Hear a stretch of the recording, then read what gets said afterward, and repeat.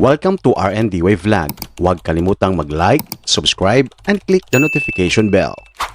Dahilan kung bakit hindi matutuloy bilhin ng Pilipinas ang JAS 39 Gripen. Bukod sa natalo ng FA-50 ang JAS 39 Gripen sa nakaraang pitch black exercise na ginanap sa bansang Australia. Nagkaroon din di umano ng problema ang Saab sa commitment nito sa Philippine Air Force na kayang mag-deliver ng 14 units.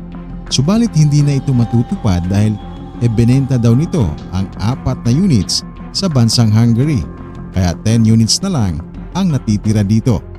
Isa pang problema ay hindi na ito madadagdagan pa ng 4 dahil ititigil na rin nila ang pagmanufacture ng JAS 39 Gripen CD variant sa kadahilan ng mag-focus na sila sa paggawa ng JAS 39 Gripen EF variant. Ang JAS 39 Gripen EF ay ang upgraded version ng CD variant. Kaya naman di hamak na mas mahal na ito kumpara sa presyo ng CD variant. At ayon sa source, mas mahal din ang presyo ng EF variant kumpara sa mga F-16 Block 70 Viper na gawa ng Lockheed Martin. Kaya dumating sa punto na mas pinili ng PAF ang F-16 Viper dahil na rin sa support system na binibigay ng Amerika para sa modernization program ng Philippine Air Force.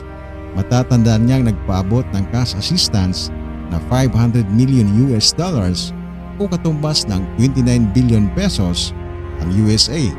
Bukod pa dito ang 2.5 billion o katumbas ng 140 billion pesos na inaasahang aprubahan din ng Amerika dahil pirma na lang ang kulang para dito. Para sa aking opinyon, dapat lang na matuloy na ang pag-acquire ng mga MRF na ito dahil alam naman natin na hindi lang ang Philippine Navy at Coast Guard ng Pilipinas ang binubuli ng China kundi pati na rin ang ating mga aircraft. Kamakailan lang ay binalita na ginamitan ng firing flares ang patrol aircraft ng Pilipinas habang papunta ito sa Scarborough Shoal.